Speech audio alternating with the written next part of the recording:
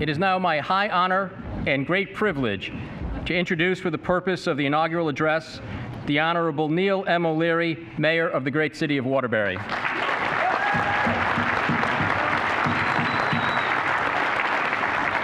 Thank you. Thank you. Please be seated. Senator Hartley just asked me how long. It's a little long. I tried to cut it down all day today. I did the best I could. I tried not to cut too much out, but it was way long. So if you were at my swearing-in ceremony for the police chief back in 2004, I promise you it's considerably shorter than that. That was about an hour and 20 minutes. I learned since then.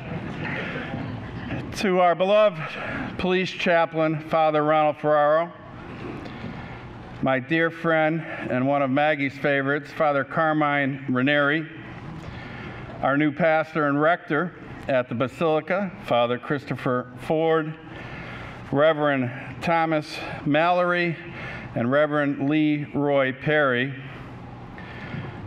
to my longtime partner and dear friend who swore me in, retired Lieutenant Bob Deely, and his wife Betty and family is here with him tonight. To all of you, thank you for being here tonight. Special thanks to the greatest national anthem rendition I've heard in a long time.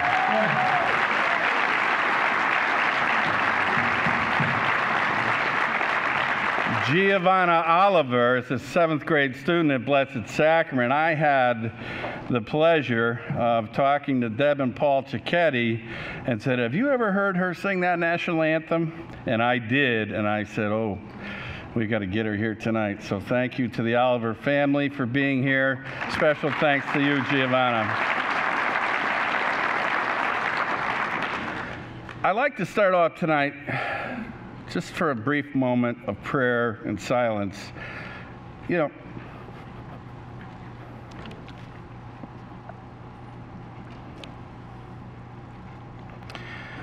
"2015 has been a rough year for us, and I just want to have a moment of silence for all the dear friends and family members we lost.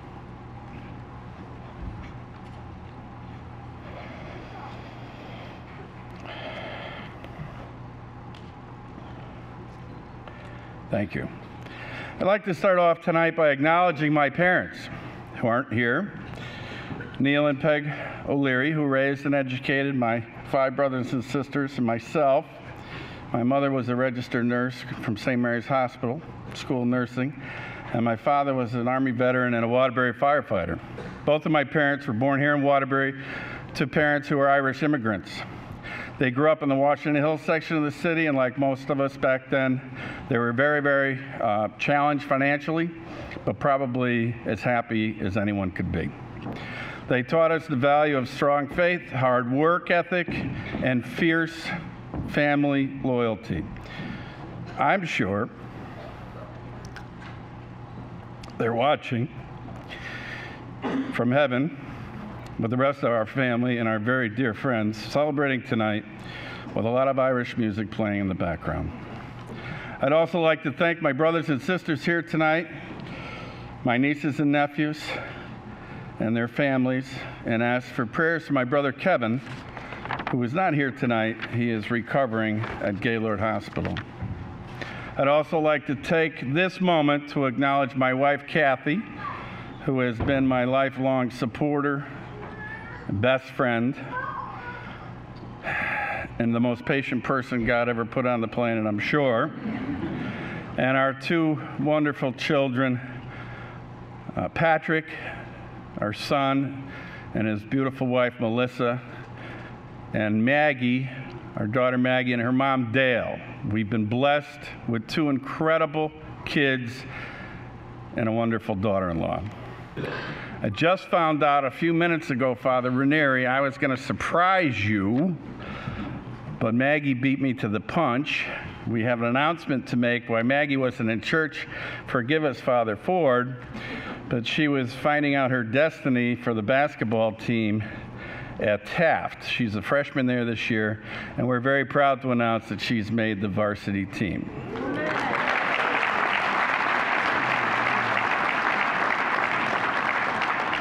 Father Ranieri has been one of Maggie's biggest supporters. He loves basketball, and Maggie just finished up at Blessed Sacrament, and there was very few games that Father Ranieri did not attend. I'd also like to take a moment to acknowledge my incredible staff, my Chief of Staff, Joe Gary, Jennifer, Judy, Monroe, Mickey, Jerry, and Terry. We've got a great group of people. I love them. They work hard. They work on weekends. They work on nights. They work in holidays, and they do one heck of a job.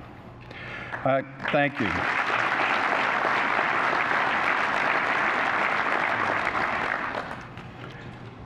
I'd also like to thank our town chairman, Ned Cullinan, who's here with his wife, Anne Marie, tonight. I'd like to thank our campaign manager, Bobby Brown, our tireless campaign graphics designer, Don McPartland, Adam Shaben, Ashley McMahon, and Gary O'Connor. That was our team. And wow, we had a great turnout with a great plurality. Thank you. The past 4 years have been an incredible experience for me. We all got in this together for one reason 4 years ago, and that was to make Waterbury a better place to live, work, and raise our families. We have seen many positive changes for this great city over the past 4 years. Administratively, we capped spending at less than 1% per year. We have brought the highest level of professionalism and accountability to our dedicated workforce, which has had a positive impact on employee morale. I have always maintained that working for the city is a privilege, an incredible privilege, not an entitlement. Through the incredible commitment of Kathy Awad's Workforce Board, we have put teeth into our Good Jobs Ordinance, which closely monitors all the work being done here in the city of Waterbury, thus creating hundreds of jobs for our city residents. For the first time ever, we have become Section 3 compliant as of January 2013. These efforts, along with our economic development initiatives, have cut the unemployment rate in the region from 16% in 2010 to 8% today. Incredible.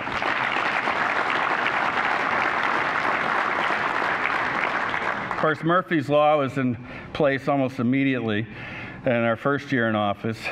We've seen, in total the last 4 years, we've seen record weather events, from blizzards to hurricanes to floods to you name it, and we've had it. And our Public Works Department, our Fire Department, and our Police Department have managed to keep all of us safe and sound. The city received national attention when 600 of our city's youth turned out on 12 hours notice to form the historic Shovel Brigade from Blizzard Nemo. All of that occurred in 2013. From that initiative was born the Police Activity League Shovelers, who have gone out each winter since to help shovel out our elderly citizens. Speaking of PAL, we now service over 4,200 children each year. We've become one of the strongest, thank you.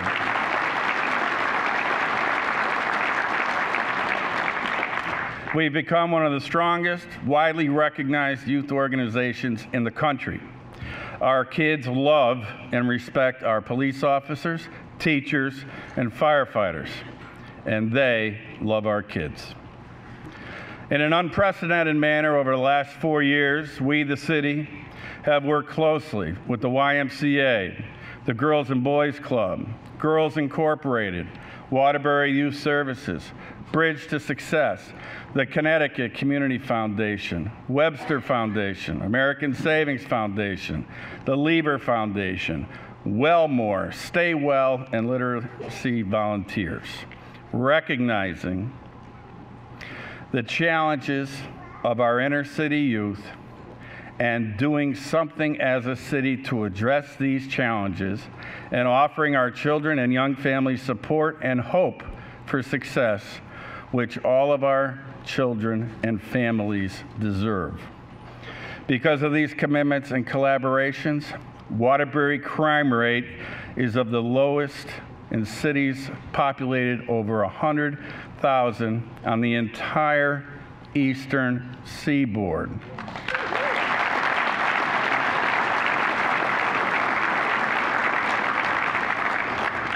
Our commitment to our youth over the past decade has been a model for other cities, making the difference in the lives of so many. The last 4 years has seen an explosion in volunteerism like never before. The city's reinvestment in our magnificent but long neglected parks has been contagious. Starting with Mike Salvio and Kathy Smith's leadership at Fulton Park, city residents are once again taking ownership of their neighborhood parks. Neighborhood associations organizing Earth Day events, neighbors helping neighbors at the front porch events. The city's unprecedented commitment to blight, the demolition of over 50 properties, have brightened the spirits of our residents where they believe the city believes in them and their neighborhoods once again. These are just some examples of the positive changes we've brought over the last 4 years. This historic election will, for the first time, give the mayor, myself, a 4-year term. I want to thank the Chamber, the Republican American, and the voters for supporting this historic change. Running every other year greatly diminishes the amount of time and attention that is needed to run this city each day. 4-year term also reduces pressures exerted on the mayor from different interest groups, thus allowing the mayor to make the difficult decisions which are in the best interests of the city, our residents, and our taxpayers. History has shown the worst decisions negatively impacting the taxpayers and the city have come during election years. I am proud to be the first mayor elected to the 4-year term, and I am especially proud of the overwhelming plurality of our victory in the recent 4-way race. As you know, this past election was historic in another way with the creation of the alderman by district model. When the voters spoke on this issue in 2014, this administration worked swiftly to put the model in place. It will be fun to see how it all works going down the road in the future, and I'm very, very excited about it and looking forward to working with all of our newly elected aldermen.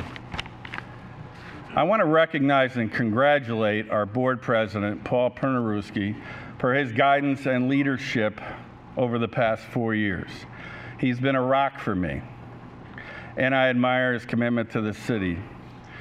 I enjoy time together that we've spent with Kim and Paul, and I really admire the two of them, but I can tell you that Paul is a good balance for me. He's calm, and he's cool and collected, which is good, and I enjoy that. I also want to welcome and congratulate our new majority leader, Paul Cicchetti. I'm going to bring you back to April 19th of 2001. Then President George Bush honored this city with a visit to Tinker Elementary School. It was an historic day for our city, and the reason for the visit was to recognize the high test scores of the students at Tinker School. Principal Cicchetti was credited, along with his staff, for those scores by the President of the United States of America with a personal visit.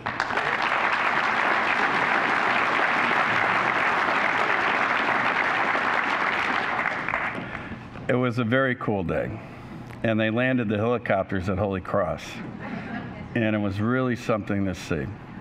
It really was. What an honor for this city, and I am proud that Paul, we got 2 Pauls running around now, has chosen to be a part of our team. Paul and his wife Debbie are godparents to our daughter Maggie as well. Very, very close friends. Paul and Debbie and I and Maggie and the family eat very frequently on Sundays, and Debbie wields a very strict rule. No politics. Probably a good thing. I do believe, though, honestly, that Paul will be an excellent role model for all of our aldermen on both sides of the aisle. I am also thrilled that Ron Napoli Jr. will remain on as our president pro tem, and I want to thank all of our returning incumbent aldermen for their continued service to the city, and a very special welcome to all newly elected aldermen, both on the Board of Aldermen and on the Board of Education. I also want to take a moment to recognize and congratulate Alderman Stephen Giacomi for accepting his new role as Minority Leader. Also want to recognize Alderman Tony Picocci, Joe Begnell, and Ann Phelan for their years of dedicated service to this city.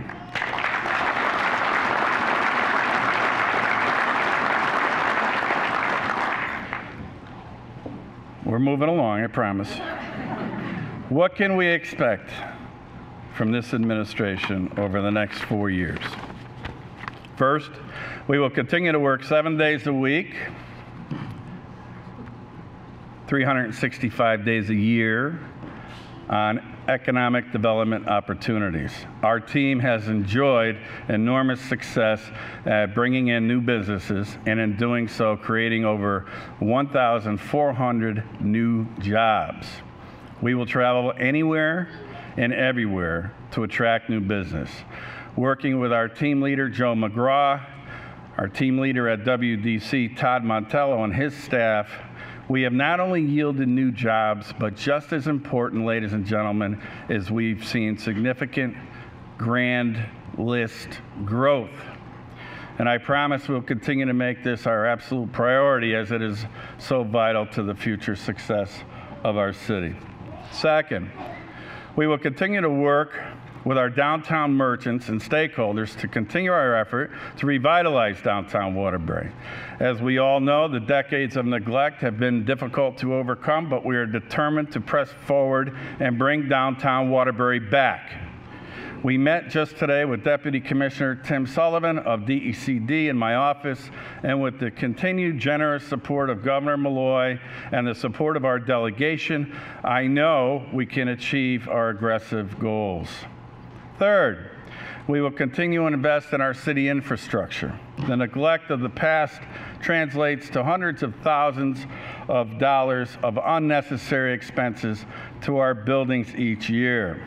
The Hills Restaurant is a perfect example of this neglect and poor business decisions. Over the next year or two, our next mission is to rescue 7 Angels and the Washington Park House. Lastly, we will be focusing on education in a manner never seen before.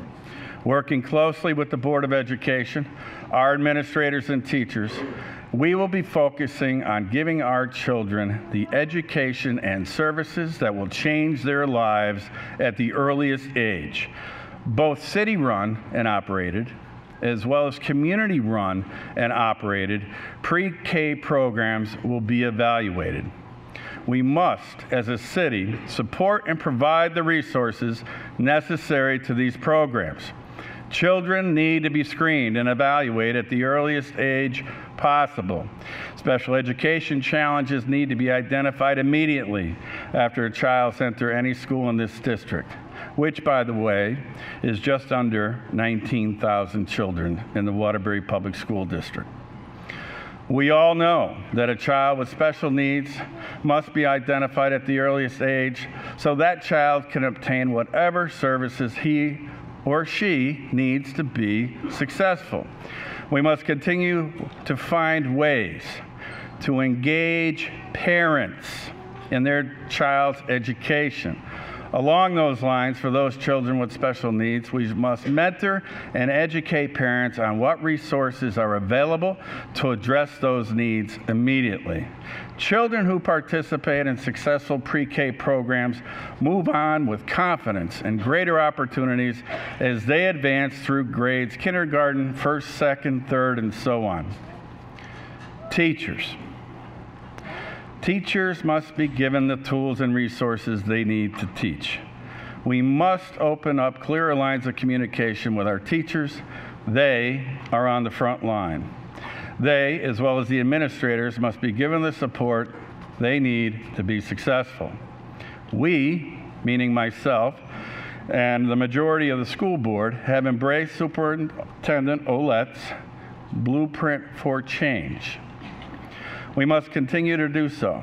We are investing in her vision, and that vision is already starting to pay dividends, such as graduation rates have steadily increased since her arrival here. In 2012, 62% of eligible seniors graduated. Unacceptable. Better news. In 2014, the graduation rates rose to 68%. Better. This year, we're pretty confident we'll hit 70%. A little better. Much more to be done. We have nearly 200 more pre-K seats since Dr. Ouellette arrived here, including opening up 4 more pre-K classrooms. 877 more students are on target for future reading success based on recent state data. Expulsions have been reduced by nearly 50%. Reduced chronic absenteeism by 3.5%, which means over the last year, which means 650 children are regularly attending school than the year before. We recently opened up a school-based health clinic at Wallace Crosby Complex, which received 1,500 visits last year. We are proud in our partnership with Staywell that we just got approval to open up another clinic at the North End Wilby Complex. We need clinics badly, not only for medical purposes, not only for physical disability purposes, but for behavioral health purposes, which is one of our biggest challenges in education today. Kids are coming in from different places, all over the world with all kinds of challenges. We need to recognize and understand this, and we need to have the resources to identify these issues and to address these issues. Thank you. We now have wireless access in all of our classrooms. We've implemented numerous security upgrades, including camera installation and hardware throughout the district. But as I said earlier, there is so much work to be done. Working with the governor and our legislative delegation, who have been incredibly supportive, we must address the disparity in the state of education's cost-sharing grant. By the state's own formula, Waterbury is underfunded by $47 million each year. That's by their formula, because of the number of children we have and the number of children we have with special needs. And while the Alliance portion of the ECS grant provides some relief, it is nowhere near $47 million a year. It's not right. Waterbury is the most underfunded city in the state, and we're going to work very hard on that in the up-and-coming session. Stay tuned. There'll be a lot of noise, I'm sure. I could go on and on about how excited I am to be mayor, and I could tell by the look on your faces you're ready for me to wrap this show up. But I'll stop here and take a moment to thank all of our dedicated department heads and employees. Police Chief Vernon Riddick,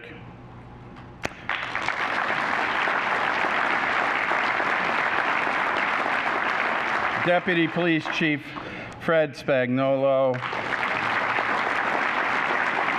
Deputy Police Chief Bill Covell. These guys are the best, and I know it because I spent my whole life there. But now I'll go over to the fire side. You know, Fire Chief Dave Martin, his assistant Michael Cure, You know, these people are incredible administrators, but more important than that, they're first responders. Chiefs, deputy chiefs, assistant chiefs, captains, you name it, fire, police, something happens, they're there. And that's what makes Waterbury, Waterbury. As Father Ford pointed out in church today, Waterbury is a very unique city. The people who work for the city of Waterbury and the people who live here make Waterbury a very unique place. And I am so proud to be the mayor of this city because I feel the momentum going. We talked about these initiatives that are coming to fruition. The people who are willing to get involved on a volunteer basis is staggering and amazing when 300 people show up to clean Fulton Park. It's amazing to see the turnout on Earth Day. Ask Joey Cayazzo because the family supplies hot dogs to all the students who turn out. I think the count was about 700 the last Earth Day. We're very, very pleased with what's happening in Waterbury. Our young people are getting more and more involved in their city. Our parents are teaching our young people to become involved in our city, and we're very proud of all that. So I will end this night on this note. Thank you all. It's been an honor to serve you the past 4 years. The next 4 years, I promise you, our commitment will be stronger than the previous 4. Thank you all, and God bless you. Thank you. Thank you.